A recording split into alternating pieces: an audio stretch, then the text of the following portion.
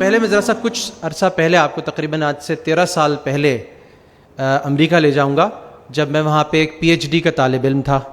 اور P H D کے طالب علمی کے دوران جب میں ایک کورس لے رہا تھا جس کا نام تھا فائنینشیل انسٹیٹیوشنز اینڈ مارکیٹس، تو میرے پروفیسر ڈاکٹر لیری وائٹ جو وہاں کے پی ایچ ڈی تھے اور ایسوسیٹ پروفیسر تھے مسیسپی اسٹیٹ یونیورسٹی کے، انہوں نے مجھ سے گزارش کی. انہوں نے کہا کہ Zeeshan why don't you give a presentation on Islamic finance.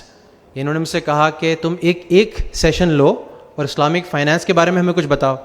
اچھا یاد رکھیے گا 2003 ہے تو 2001 میں وہ مشہور واقعہ پیش آ چکا ہے، اور اس سے قبل تو ان کو یہ بھی نہیں پتہ تھا کہ پاکستان جو ہے وہ کہاں پر ہے، مڈل ایسٹ میں ہے کہ ساؤتھ ایشیا میں ہے کہ ایسٹ ایشیا میں. لیکن اب ان کو ہماری چیزوں کے بارے میں بہت ساری معلومات ہو گئی تھی. یہ امریکہ ہے 2003 کا، ان کو رمضان بھی پتہ تھا، ان کو مکے کا بھی پتہ تھا، ان کو حج کا بھی پتہ تھا.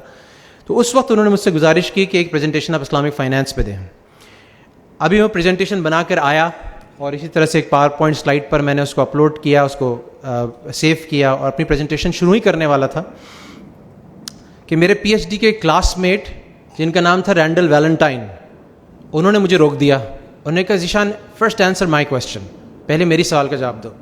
تو میں نے کہا کہ رینڈل بتاؤ، پوچھو مجھ سے کیا بات ہے. تو رینڈل نے کہا اچھا ان کو پتہ ہے کہ ان کے یہاں اب یہ چیز ان کے یہاں عام ہیں، ان کو پتہ ہے کہ ان کے سب سے بڑا درجہ جس کتاب کا ہے، جو سب سے زیادہ اتھارٹیٹیو ہے، جو سب سے زیادہ کمانڈنگ ہے، وہ کتاب القرآن ہے، قرآن کریم ہے. تو انہوں نے کہا کہ یہ حرمت، سود کی حرمت، is this prohibited in your Quran, is this prohibited from your Quran, کیا یہ حرمت قرآن کے اندر ہے؟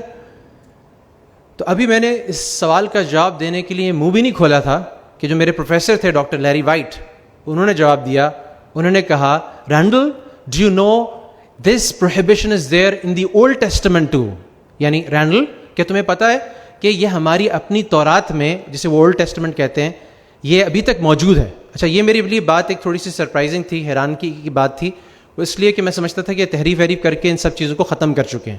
لیکن ایک امریکہ کے ایک پروفیسر کو یہ بات پتہ تھی کہ یہ صرف یہ مسلمانوں کیا یہ حرام نہیں ہے، بلکہ یہ ہمارے یہاں بھی، یعنی جوز اینڈ کرسچنز، یہود اور نصارہ کے یہاں بھی ہمیشہ سے حرام رہی ہے.